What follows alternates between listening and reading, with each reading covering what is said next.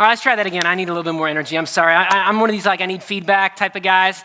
What's going on? How you doing this morning? All right, good. Hey, you know how there's some of those subjects that pastors preach on or whatever, and most people are man, I wouldn't want to touch that one with the 10-foot pole, right? Those subjects. So, Justin says to me, this is a couple months ago, he's like, hey, man, I would love to have you speak. And I'm like, I would love to speak, man. I really enjoy getting to use that gift. What do you want me to speak on? He's like, man, I want you to speak on humility. I'm like, come on, man, humility. Nobody, I'm going to stand up here and tell people how to be humble. So there you go. We're talking about humility this week. So buckle up. On December 26, 1944, Lieutenant Hiroo Onoda was sent to Lubang Island. It's an island that's 93 miles southwest of Manila in the Philippines. This was in the middle of World War II, and Hiroo was ordered to do all he could to hamper enemy attacks on the island, including destroying the airstrip and the pier at the harbor. Onoda's order also stated that under no circumstances was he to surrender or take his own life, and this was for the honor of the empire. This is sort of the Japanese code of honor. When the American forces landed on February 28, 1945, and the last Japanese fled or were killed, Onoda's commanding officer gave him his final orders: stand and fight. He said, look, it may take us 3 years, it may take us 5 years, but whatever happens, we will come back for you, he said. He promised. So loyal to the military code that taught that the honor of death was preferable to surrender, Lieutenant Onoda withdrew deep into the woods instead of surrendering. Unfortunately, because of this isolation, Hiroo never heard that the war was over only a few months later. The Allied forces had completely forced the Axis powers of Germany, Italy, and Japan to surrender. What you're seeing right now is a leaflet, and the U.S. military, in conjunction with the Japanese government, dropped thousands of these leaflets throughout the Pacific region, announcing that the war was over and it was time for everyone to go home. Onoda found these, he read these, but unlike most other people, he decided that they were a fake, a trap set by the American forces to get the guerrilla fighters to come out of hiding. So he burned the leaflets and he stayed hidden and continued to fight. 5 years goes by. The leaflets stopped. Most American forces had long gone home. The local population of Lubang attempted to return to their normal lives of farming and fishing. Yet here was Hiroo Onoda, still shooting at the farmers, burning their crops, stealing their livestock, and murdering locals who wandered too far into the jungle. The Philippine government had had enough, so they took to drawing up their own flyers and spread them around the jungle. Come out, they said. War's over, you lost. These two were ignored. In 1952, the Japanese government made one final effort to draw the last remaining soldiers out of hiding throughout the Pacific. This time, letters and pictures from the missing soldiers' families, and even a letter personally signed by the emperor himself. They were all dropped, along with supplies. Once again, Onoda refused to believe that the information was real. More years went by with Onoda burning rice fields, killing locals, and stealing livestock. He was still waging war against the Allied powers a full quarter century after the end of World War II. Chasing visions of glory, Onoda became almost an urban myth, like a real-life Japanese Don Quixote. Imagining himself a hero, despite being alone with nothing, doing nothing.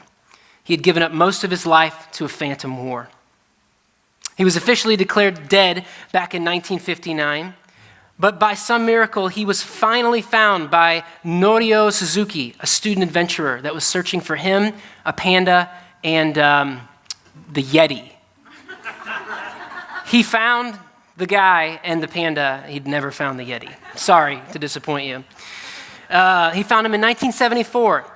Hiroo totally rejected his pleas to go home. He said he was still waiting for orders. So Suzuki left, came back with photographs, the lieutenant's brother, and his former commander to relieve him of duty. Yes, 29 years later, the retired major returned to Lubang at Tokyo's request to fulfill his promise. Japan has lost the war, he said, and the lieutenant was relieved of duty. The ragged soldier saluted and wept. I don't know about you guys, but I'd be a little ticked off. I'd be like, man, you said you were going to send word or something. He just instead was obviously disappointed, but he said that he regretted nothing. Hiru claimed that he was proud of his choices and his time on Lubang. He said that it had been an honor to devote his life in service to a non-existent empire. Ultimately, when Onoda returned to Japan in 1974, what he found horrified him. A communist, capitalist, superficial culture that had lost all of the traditions of honor and sacrifice upon which his generation had been raised. The Japan that he had lived and fought for no longer existed. And the weight of this realization pierced him in a way that no bullet ever could. And so in 1980, Onoda packed up, moved to Brazil, where he remained until he died. It's kind of a depressing story, right? I thought so. And yet, how many of us do the same thing? Hiding out in our own personal jungle, chasing after visions of grandeur and honor, ignoring all signs of truth and simple humility, just so that we can prove something to people that either don't really care or people we shouldn't be so concerned about impressing. Well, my name is Stephen Potasek. I'm one of the pastors here at Hope City, and we are continuing in our series on greater.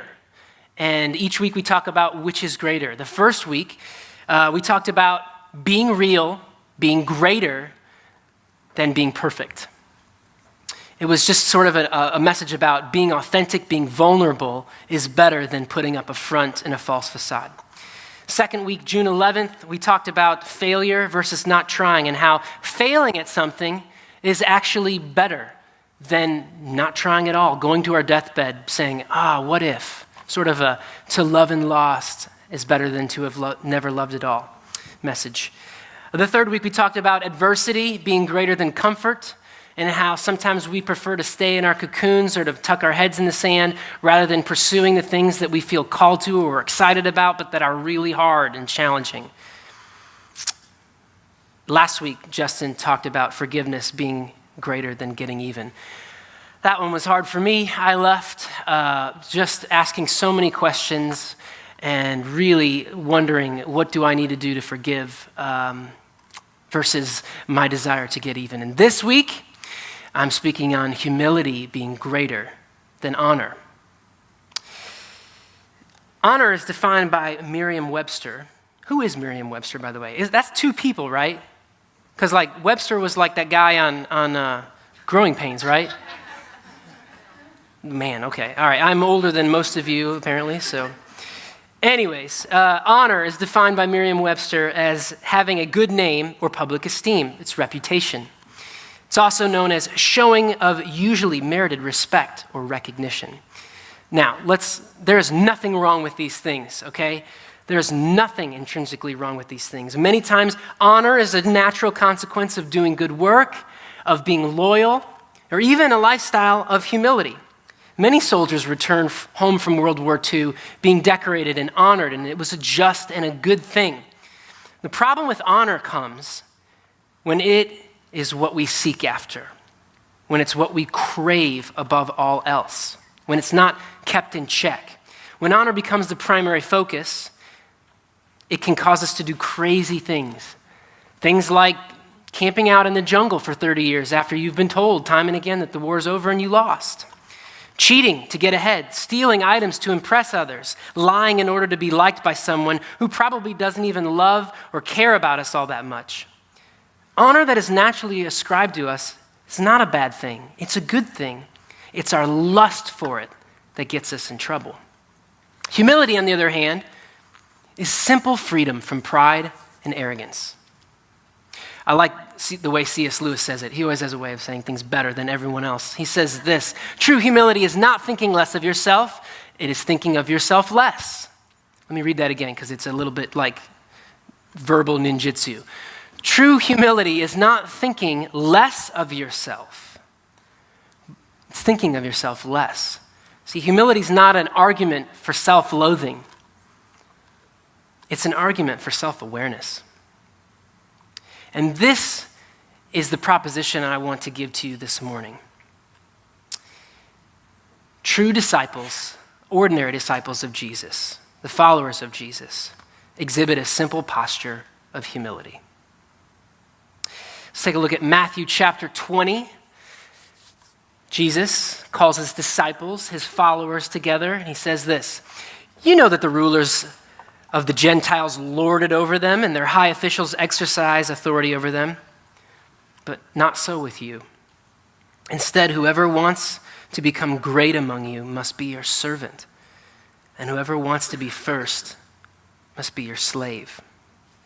Just as the Son of Man did not come to be served, but to serve, and to give his life as a ransom for many." This is a typical Jesus speak here, all right, where he turns things upside down. He turns the way of the world on its head. And here he says, look, if you want to be great, you got to be a servant. If you want to be first, you got to be last. Continuing along these lines, the Apostle Paul says this in the book of Philippians, "Do nothing out of selfish ambition or vain conceit. Rather, in humility, value others above yourselves, not looking to your own interests, but each of you to the interests of others." This is civic mindedness at its best. "In your relationships with one another, have the same mindset as Christ Jesus." And that is why I feel that I can very clearly state that ordinary disciples of Jesus exhibit a simple posture of humility. As I said, this doesn't come easy to me. This is not something that should probably come easy to you, but it's still what we do. I think probably like most of you, I struggle with looking at the Joneses who live next door and wanting to keep up. I think often to myself, and I even say out loud to my wife, I feel like I'm not where I should be right now in my life. I feel like I should be further along. These people seem to be content. They make good money. They have a boat or whatever. I don't know. A boat to me signifies you've made it, I guess. I could go get a boat, I guess, like a little pontoon and be like, I made it! Anyways, it's not until we kind of break out of the bubble of our suburban lifestyle, right? I mean, let's be honest. We kind of have this cushion of our suburban lifestyle, most of us. It's not until we break out of that we begin to see God has given us a lot of good gifts, and we have much to be humble for. My wife talked to me, this is probably 9 months ago now, about she wanted to adopt a Syrian family, a refugee family. And so we looked into it. We partnered up with an organization called Exodus International. And what they do is they help refugees from all sorts of places, all third countries all over the world. And they help just get them settled here in the States. And they pair them up with families who will care for them, teach them the language, teach them how to go to the grocery market and buy stuff. I mean, these are people who have lived in refugee camps sometimes for like a decade, where they had to wait in line for 4 hours to go to the bathroom.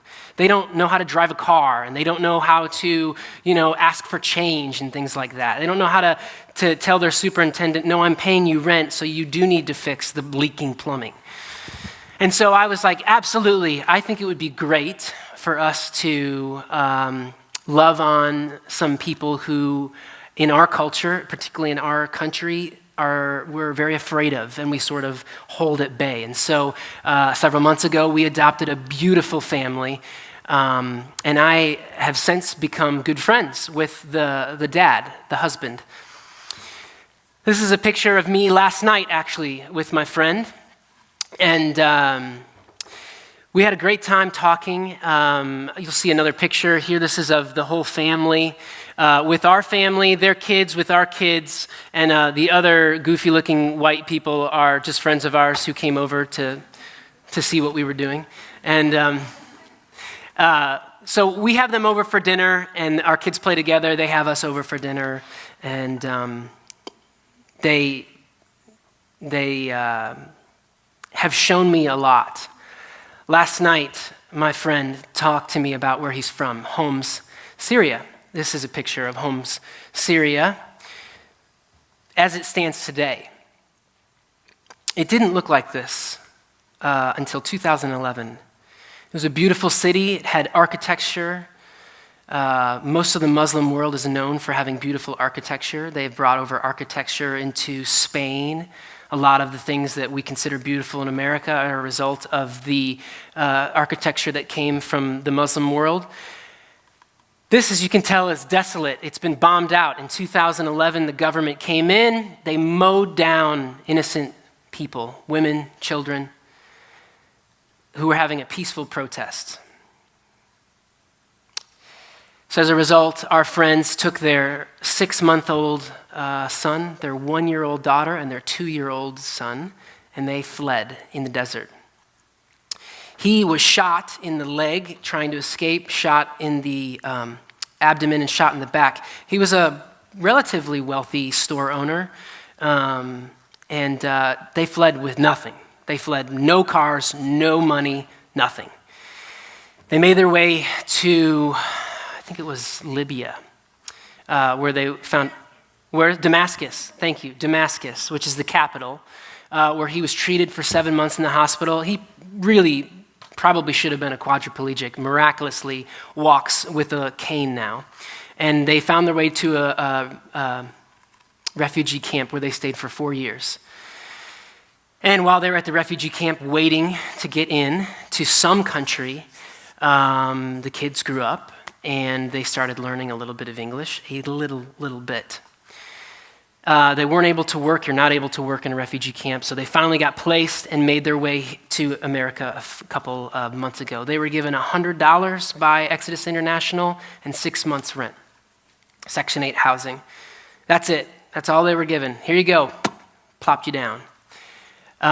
So I'm thinking that my wife and I are going to go and we're going to be the saviors. We're going to come in. We're going to give them stuff. They're probably going to ask for money, which we are fine with. We'll give them money. We've met with them 6 times now. They've not asked for anything. They've asked nothing. In fact, they've lavished us with gifts. This next picture, that's us all eating together at their house. And if you stay there for a second, I don't know if you can appreciate, but we walked in and this is like a huge spread that they made for us. And this doesn't include the next room, which is the living room, which was spread with chocolate and candies. I don't know if they've never had sugar because they love candy, ridiculous love candy. They are always giving us candy. It's ridiculous. Anyways, they also gave us, this is after the 3rd or 4th time of us meeting, this next slide. This is for the kids. He just came out, here, this is for you. And it was a box full of all different kinds of stuffed animals. More stuffed animals than I wanted to get. You know what this is like, where you're hey kids, why don't you give some to your friends, So we have given the animals to all the neighborhood kids, but they have lavished us with gifts. He can't work, he's handicapped. She's pregnant, so she had a job, and she was let go of her job. She was let go of her job because she's pregnant, which, as you know, is illegal. Some of you are in HR, you can't do that. Well, she can't really speak English, so what are you going to do? So to get gifts from them has really opened my eyes to see my own selfishness and to make me realize the humility that Jesus talks about. These are people who are not American. They're not even of the same faith as we are, and they are showing us more love and more compassion than we could ever give them. What they've given us, it would take thousands of dollars for us to have the same type of generosity. And so I've realized that humility does a few things. Number one, it knows and affirms that the things that we have are not from our hands, but they are in fact given to us from God. Yeah, look, I work hard, and I've gone to school, I studied hard. So it's I kind of did something. Yeah, I did, but you know what? I was also born in America. I was given life on a silver platter, and many of us were. The things that you and I have, they're not from our own hands. They are graces from God. The ability to work, the ability to use my brain to study, that is a gift from God. All of us know people who can't work or who don't have fully functioning brains and can't work. Sometimes I think that maybe I don't have a fully functioning brain, but I still have to work. Secondly, humility removes pride, and it makes a man subject to and a fit recipient of grace. St. James chapter 4, he says this, God resists the proud, but he gives grace to the humble. Number 3, it opens us up to not just being smart or safe, but wise. Proverbs says this, when pride comes, then comes disgrace, but with humility comes wisdom. And the last thing, it puts us in a position of not only surrendering to Christ, but also having peace in our day-to-day lives. How many of us want peace? We're so stressed and we're so anxious or we're so depressed. Jesus says this, learn of me, for I am meek and I'm humble of heart. And you'll find rest for your souls. And how many of you grew up with an image of Jesus that wasn't meek? You were given a false image of God that said that he's waiting over you with a hammer, ready to strike for when the first time you screw up. Or he disapproves of you or your friends. Jesus says, I'm meek, I'm humble of heart. Come to me and I'll give you rest. That's the Jesus I want to follow. And I want to say that, again, ordinary disciples of Jesus exhibit that same posture of humility. And you know, I recognize I keep saying this phrase, and yet I'm pretty sure that most of you have run into a couple American Christians who don't really display that. After the first service, I met with a guy. He said, I am the reluctant husband who is following his wife to church because I love her. And I'm like, bro, I get it. It's cool. I'm glad you're here. You can belong before you believe here at Hope City. And he just said, I actually appreciated that because at first I was like, oh gosh, they're going to talk about humility. The last people that should be talking about humility is Christians. And I'm like, yeah, you're right. Something's not right. Earlier this year, a fascinating article in the New York Times called Christians Out. The article had several things to say about us being some of the most non-humble people out there. Listen to this. This is an excerpt.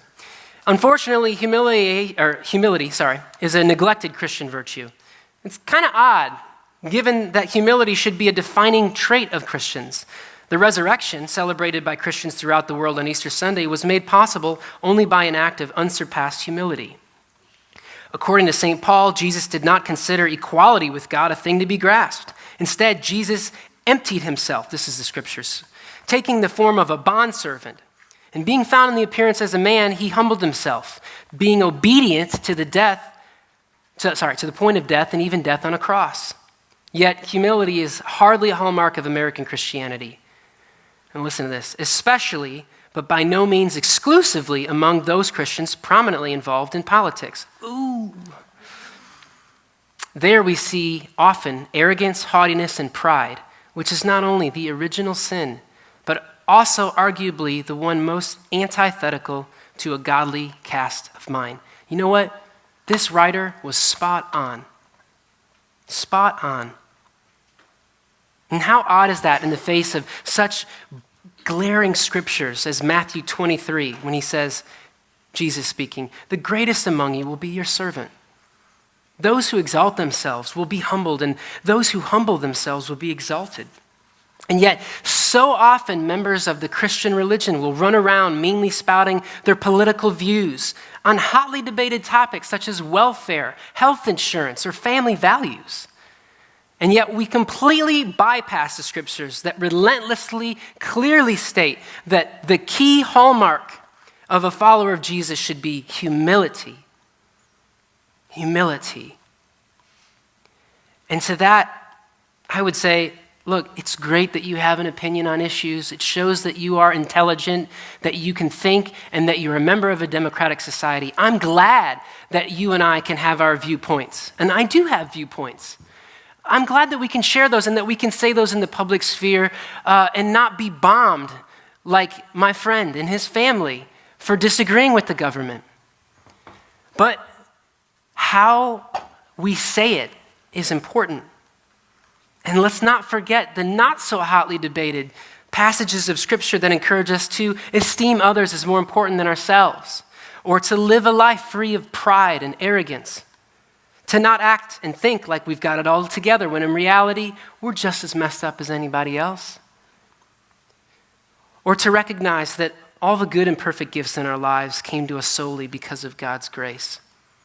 Or dare I say, maybe even just the fact that some of us were born as white, middle to upper class Americans who, lucky for us, just so happen to be attracted to the opposite sex. Makes life easy. Humility makes us realize that we're no better than anyone else. And I'm just going to say this. You know where I see this play out more than anywhere else? Social media. Facebook, Twitter. It's like we feel like we can just drop bombs, drop our philosophical, weighted bombs on everybody like we're so smart, and then just walk out and leave the room, you know? I'm telling you guys, I've seen some things that my fellow Christian friends have posted that I've been like, wow, okay. It just stuns me. I want to read this next scripture, but instead of reading it in the context of like, you know, Jesus' time and sitting at a table at a feast, I want you to think about it as your social media feed. When Jesus noticed how the guests picked the places of honor at the table, he told them this parable. When someone invites you to a wedding feast, do not take the place of honor, for a person more distinguished than you may have been invited. If so, the host who invited both of you will come and say to you, give this person your seat. Then humiliated, you will have to take the least important place. But when you're invited, take the lowest place. Man, I mean, that's just, I don't do that. So that when your host comes, he will say to you, friend, move up to a better place. Then you will be honored in the presence of all the other guests. For all those who exalt themselves will be humbled, and those who humble themselves will be exalted. Friends, ordinary disciples of Jesus exhibit a simple posture of humility. And you know, as I was studying for this, there's a secret that I found in all of this. There's a subtle thing that happens when we live lives of simplicity, meekness, and humility. Take a look at this. In the 29th chapter of Proverbs, the writer says this, one's pride will bring him low, but he who is lowly in spirit obtains honor. When we practice humility, honor is bestowed upon you. When you practice meekness, you get the reputation that you so desperately seek for. It's this really bizarre kind of turn of desire and consequence. And I thought, you know, in no one, at least not in my lifetime, has this prophetic saying taken more shape than in the person of Mother Teresa. She's widely regarded as being one of the holiest women in all of human history. Teresa had incredible honor. Hindus, Muslims, Christians, Jews alike all took her to be a woman of God, all of them, and a holy person, and they all wanted to get a blessing from her. There was no strife between her and them. They saw her, they saw the presence of God in her, and I say it is because of her humility. She was able to stand before dignitaries and say things that no one else could get away with. Some of you are probably too young to remember this, but in 1994, President Clinton invited her to speak at the National Prayer Breakfast. And she stood at the president's podium, who had a platform for, whether you agree with it or not, pro-life. And she says this, at his platform, the greatest destroyer of peace today is abortion, which brings people to such blindness. Any country that accepts abortion is not teaching its people to love, but to use any violence to get what they want. I mean, he invited her, and then they all like hugged, shook hands, they invited her again. Like, who gets to say that, you know? Mother Teresa gets to say that. Her integrity was never questioned. Her purity was never disputed. How often have you heard the phrase, man, back off, I'm no Mother Teresa. She was a living saint. She was practically canonized before her death. And Mother Teresa had a top 15. She had a top 15 for her humility list. And it is piercing. So here we go, all right? Buckle up. Number one, speak as little as possible about yourself. That's hard to do in today's day and age, right? It's hard to do with LinkedIn, Facebook. Number 2, keep busy with your own affairs and not those of others. Similarly, 3, avoid curiosity. Again, similarly, 4, do not interfere in the affairs of others. 5, accept small irritations with good humor. Guys, I could camp out on that one all week. Accept small irritations with good humor. 6, do not dwell on the faults of others. You could say, do not dwell on the faults of your boss or your mother-in-law or whatever it is. 7, accept censures even if unmerited. A censure is like a put down or a critique, a criticism. 8, give in to the will of others. 9, accept insults and injuries. 10, accept contempt, being forgotten and disregarded. 11, be courteous and delicate even when provoked by someone. I should put that on the dashboard of my car. Number 12, do not seek to be admired and loved. 13, do not protect yourself behind your own dignity. 14, give in discussions even when you know you're right. And 15, choose always the more difficult task. Friends, ordinary disciples of Jesus exhibit a simple posture of humility. I want to take a look at Matthew chapter 20 one more time. Except this time I want to ask you to repeat it out with me. Sometimes when we repeat things, if we say it out loud, it helps it kind of sink in. So read this with me if you would. Jesus called them together and said, "You know that the rulers of the Gentiles lord it over them, and their high officials exercise authority over them. Not so with you. Instead, whoever wants to become great among you must be your servant, and whoever wants to be first must be your slave, just as the Son of Man did not come to be served, but to serve, and to give his life as a ransom for many." Let's pray. Father, this message is, it's hard for me. I need to hear this. I need to practice humility. I need Mother Teresa's top 15. And I also know that at least one person in here too, that this is something that you're speaking to them about. I want to pray that if this touched you today, if it hit your heart, that you wouldn't hear it in shame. I want to pray that you would not hear this as condemnation, that you would not hear this as something to be condemned by, but that you would hear it as an invitation. God, I pray that we would hear this as you saying clearly to us, look, when you put up that false wall, when you put up that pride, when you put up your need to be liked and to be honored, I can't join you in that. I can't come in if you won't let me in. If you won't humble yourself enough to say that you don't have it all together, I can't console you in your grief. I can't heal you in your hurt. I can't patch up your disappointments. I can't speak to you when you need an encouraging word. But if you will again humble yourself and come to me, then I will come and give you rest. I will speak to you. I will bandage up your broken heart. I will heal your hurting soul. And I will tell you that in the midst of all of your shortcomings and in the midst of all of your pain, that you don't have to have it all together, that I got this. I am carrying you.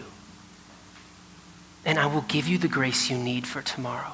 I will give you what you need for today. Don't fear. So I pray, Lord, I pray. We hear a message like this and I'm like, man, what's my application? What do I do? And I just ask God, I think today you're just asking us to just open our hearts again, to say, maybe I don't have to I don't have to try and puff myself up to make myself be honored. Maybe I can just be humble and vulnerable and meek. And I pray, Lord, that as we do that, that you would teach us to be humble and kind.